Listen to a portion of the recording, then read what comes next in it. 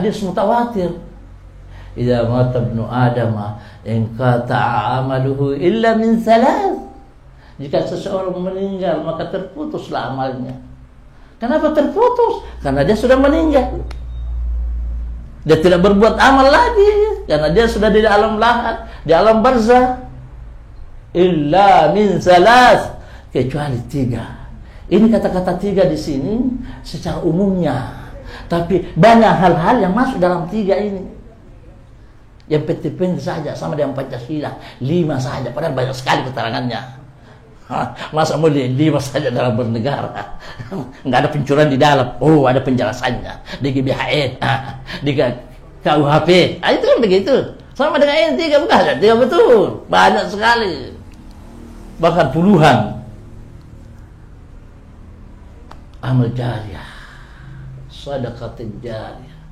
Mana yang dimaksud sedekah jariyah? Waktu kita hidup, kita membuat sesuatu yang diambil manfaatnya orang. Dan itu berlangsung terus. Manfaat itu untuk Allah dan Rasulnya. Artinya untuk Allah dan Rasulnya, apakah masjid, apakah pesantren, apakah jalanan yang dipakai ke masjid. Bukan jalanan biasa untuk membalap. Lembut itu. Atau jalan-jalan pergi cari cewek. Ini jalan ke masjid. Bikin atapnya, bikin pokoknya apa saja. Sedekah jariyah. Kemudian dikuatkan dengan hadis Rasulullah sallallahu alaihi wasallam. Seorang sahabat Rasulullah datang, Sa'ad bin Ubadah, Mu'adz bin Jabal. Sa'ad bin Ubadah datang kepada Rasulullah. Ya Rasulullah, ummi kad matat. Ibu saya telah meninggal. Mati kindau ya Rasulullah. Fa ayyu amalin afdalu indallah? Amal apa yang aku perbuat yang bisa menyenangkan, membahagiakan orang tuaku di alam kubur? Ini jelas sekali. Itu hadisnya itu hadis hasan yang dipegang para ulama, bahkan ini yang sering di guru saya di Mekah ini yang sering dijadikan sebagai hujjah yang menghafal 100.000 hadis. Maka Rasulullah sallallahu alaihi wasallam, maka Rasulullah bersabda, "Ihfiril bi'ra faktub 'alaiha isma ummat Sa'ad bin Ubadah, Ummu Sa'ad." Apa jawaban Rasulullah? Buatlah sumur dan tulislah di atasnya ibunya Sa'ad. Kenapa sumur? Karena di sanalah yang paling nilainya paling tinggi di Arab. Saya masih di sana tahun 1983. Itu kalau mandi itu sekali sebulan. Bisa sebulan mandoe selama 5 tahun doh. Di situ minta jemaah haji, mana wasanamu. Apa dia mau pemberian? Dia mau pabrik laut. Sekali 1 bulan saya mandi. Pak Masuli dia mahal air daripada bensin. Bensin 1 liter sama nih. Waktu taluha Rp20. Mau wan di sini. Rubo real. Seperti rubo seperempat real. Jadi bapak-bapak, ibu-ibu kalau pergi ke Makkah umrah, itu rata-rata ibu-ibu kalau pergi ke rumah-rumah orang Arab itu di luar agak jauh dari Pak Boyan Anas Bali. Anda mudah memboya sekitar haram untuk jemaah haji atau jemaah umrah. Pasti dapatkan di situ tempat air dingin, air hangat di situ. Tertulis di situ nama yang mana yang menjadikan wakaf di situ. Jadi itu bapak-bapak, ibu-ibu menulis nama itu Datuk Dalilena. Datuk Dalilena menyembunyikan. Tangan kanan tidak mengetahui tangan kiri. Tapi jangan-jangan mau Anda mau Abdullah, mau sebenarnya Nabi Tilis Abdullah ini. Anda butuh ikhlas oleh Allah Ta'ala. Jadi yang menuliskan namanya juga ada dalilnya juga, masing-masing punya dalil. Dan tidak usah terlalu khawatir Bu menyebutkan nama, karena itu adalah doa, apalagi yang sudah meninggal. Karena itu ada doa, contoh itu ya anu. Satu orang saja menyebutkan kata-kata orang yang meninggal, maka itu terkirim pahala oleh kuburan. Jadi yang untuk nama nabita, uktub alaiha isma ummik, tulislah nama ibumu di situ. Karena setiap orang minum pasti dia ingat, ibunya saya macam itu dia kan bola. Begitu mahalnya air.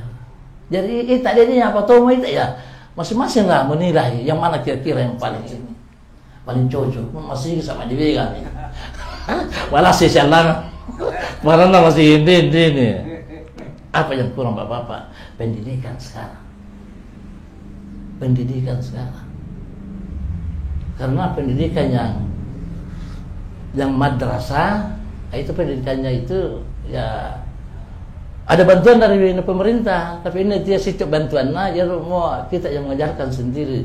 Kurikulum dalam 2 tahun sudah bisa baca kitab gundul. Kalau madrasah sampai 6 tahun sampai S1 tidak bisa baca bahasa Arab gundul, terjemahan semua dibaca.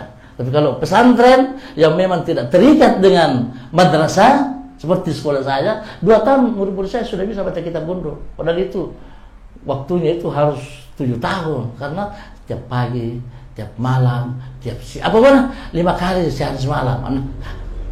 Maka tidak akan pintar 5 kali yang saya itu saya dikerjakan. Dan kalau setahun berapa tuh? Jadi seperti itu bapak-bapak yang dibutuhkan masyarakat. Yang dibutuhkan tutorial otak, pembawa ajaran Islam. Kita kembali kepada sejarah.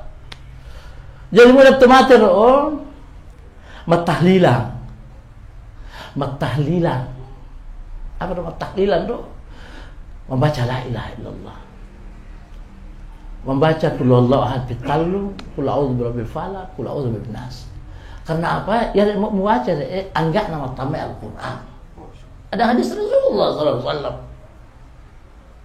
Ini itu membaca bitallu. Ini bagi orang-orang seperti masyarakat awam. Anda itu mau tamai bahasa membaca tapi tidak begitu. Seperti juga man i'tamara fi Ramadan ka'annahu al-hajj. Siapa yang berumrah pada musim Ramadan seperti pahalanya haji. Enggak usah dia mendaftar haji, sudah haji. Kapan hajinya? Waktu Ramadan. Belum, itu pahalanya, tapi pelaksanaan rukunnya belum. Enggak usah saya pergi umrah deh, cukup saya di Madinah deh. Saya salat di Kuba di sana. Karena Rasul mengatakan, "Man shalla raka'ataini fil Quba fa ka'annahu umrah." Siapa-siapa yang salat 2 rakaat di Kuba sama pahalanya dengan umrah. Tidak begitu pahalanya, tapi pelaksanaannya tidak begitu. Jadi harus dipahami seperti itu. Baca Yasin, orang mati, masya Allah luar biasa pahalanya, sama dengan sekian kali menamatkan Al-Quran. Pokoknya, iya anong guru tak ulama dia mana deh sanuan toga. Dah tu bakal di banda mo apa polisi do, insinyur do, dokter do, manitan dilatau, manitan Tandu lambang mengaji. Anang guru tak. Ya cuma saya 19 tahun mengaji di Makkah. Ini bapak-bapak sekarang, anak-anak muda sekarang sudah berani. Tiada hadisnya Yasin, yang ada hadisnya Suratul Kahfi. Habis semua. La haula wala quwwata. Orang dulu mengislamkan orang-orang kafir. Kita diislamkan nenek kita. Tapi anak-anak sekarang mengkafirkan orang muslim. Ya, ini sudah tanda-tanda hari kiamat. Anak-anak muda sekarang kita mau salat masjid, dia periksa dulu masjid. Mau dia hal mana kuburan mau gak sambahan. Ini ayo. Lah, saya minta dia oleh mendirikan. La ilaha illallah. Syekh Abdul Mannan, pembawa ajaran Islam di sini. Ini sangat bentuk mutapak di salat. Menjanggu nang seruang enggak tabiat bukan itu yang dipandang, ilmu. Ya Allah, saya masih ingat, saya masih anak-anak.